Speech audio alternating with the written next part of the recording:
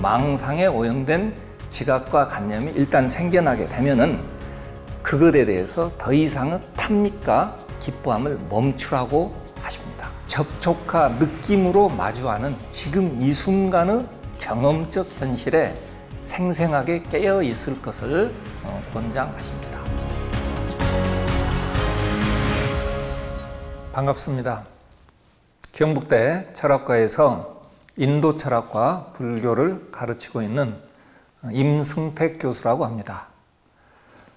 이번에 저는 초기 불교의 핵심과 깨달음이라고 하는 주제로 전체 5차례에 걸친 강의를 진행할 예정입니다.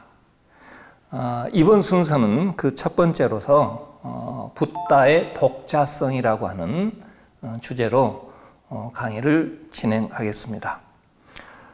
전체적으로 붓다의 이게 가르침과 깨달음이 다른 인도 불교 혹은 인도 종교사에 있어서 다른 어떤 사상가들과 어떤 차별성이 있는가 하는 부분에 초점을 맞춰서 강의를 진행하려고 합니다.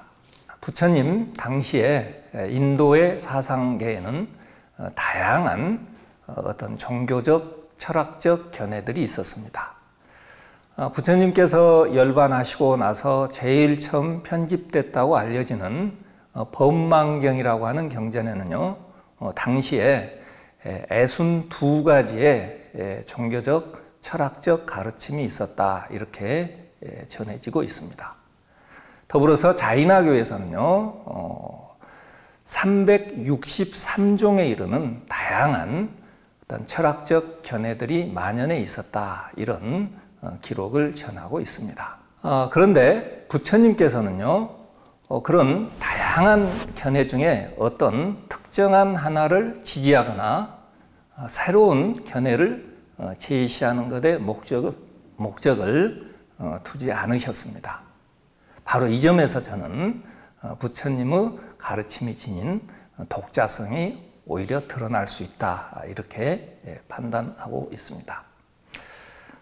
부처님께서는요, 여러 가지 어떤 형이상학적 견해라든가 혹은 보이지 않는 뭔가의 어떤 그 실제에 대해서는 그에 대한 독단적인 언급을 이제 삼가하시고, 바로 그러한 언급들이 인간이 가지고 있는 내면의 탐욕과 어떤 긴밀한 연결 관계에 있을 수 있다 하는 것을 반성적으로 고찰하셨습니다. 그래서 법망경에서는요, 62가지 종류에 이르는 여러 형이상학적 견해들을 쭉 분석한 연후에 그들 각각을 바로 그러한 견해를 표현하게 되는 내적인 욕구들과 연계시켜서 분석하는 방식을 취하셨습니다. 62가지 견해 중에 이제 가장 지금 우리에게 친숙한 뭐 이렇게 견해들을 한 3종류로 제가 뽑아봤습니다. 첫째는요, 우리의 영혼이 불멸하다는, 다시 말해서 영혼은 영원히 존재한다는 견해가 있습니다. 이걸 상주론이라고 이야기합니다. 더불어서 영혼이 죽고 나면 없어져 버린다. 이게 이제 단멸론으로 이야기가 됩니다. 또한 우리 영혼은 어떤 조물주에 의해서, 창조주에 의해서 선택받은 그러한 영혼은 이제 영원하고, 그 선택을 받지 못한 다른 어떤 일부 영혼들은 이게 없어진다는 일분상주론이라고 하는 게 있습니다. 자, 이러한 견해들에 대해서요, 부처님께서는 이렇게 분석하십니다. 영혼의 불멸을 주장하는 상주론은 현재의 자기를 영속화하려는 그런 어떤 집착이라든가 욕망이 깔려 있다, 이런 어떤 분석을 하셨고, 그 다음에 영혼의 소멸을 주장하는 단멸론에 대해서는 현실의 불만에 대한 자포자기의 심리 혹은 자기 존재에 대한 어떤 도피 심리가 반영돼 있다. 이렇게 분석에 들어가십니다.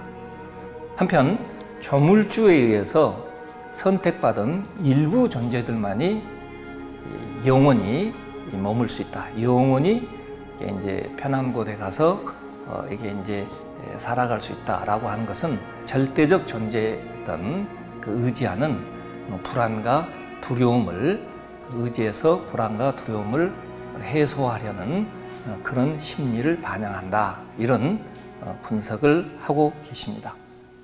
부처님께서는 자, 이런 분석을 하심과 동시에요, 인간이 원래부터 어떤 편견이나 어떤 그 왜곡으로부터 우리 어떤 인식이 자유롭지 못하다는 사실을 간파하셨고, 그 요인으로 5가지를 들고 계십니다. 첫째, 믿음, 그 다음에 둘째, 기호, 셋째, 전성, 넷째, 이미지에 대한 생각, 다섯째, 견해에 대한 몰입과 수용입니다. 바로 이러한 요인들이 우리가 사물을 인식하고 판단하는 데 있어서 내면의 어떤 요인으로 작동을 하기 때문에 우리가 아무리 객관적으로 사물을 있는 그대로 인식한다고 하더라도 이런 요인의 영향 하에 있는 이유에서 사물에 대한 그 인식이 이게 이제 있는 그대로 인식이 되기 힘들다. 이런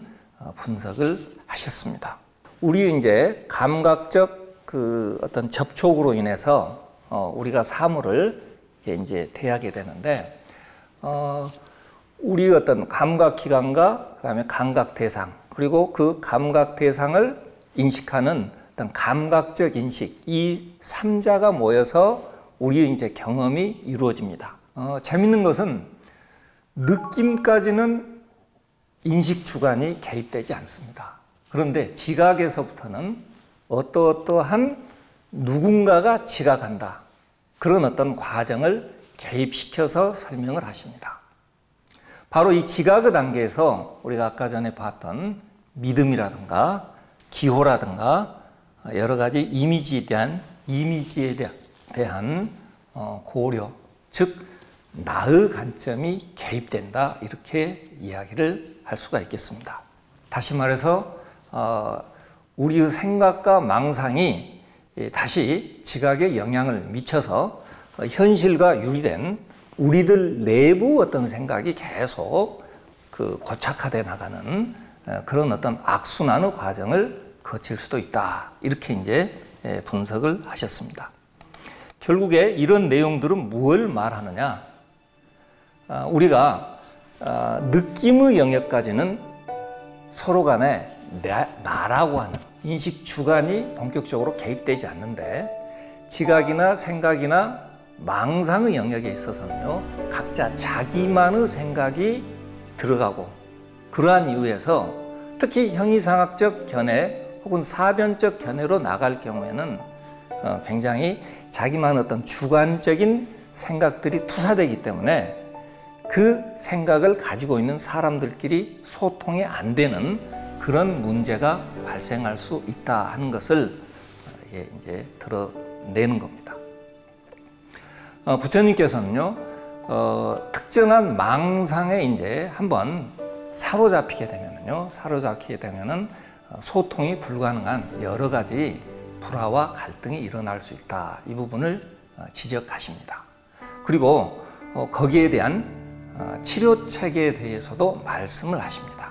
일단은 부처님께서는요, 망상에 오염된 지각과 관념이 일단 생겨나게 되면은 그것에 대해서 더 이상의 탐닉과 기뻐함을 멈추라고 하십니다.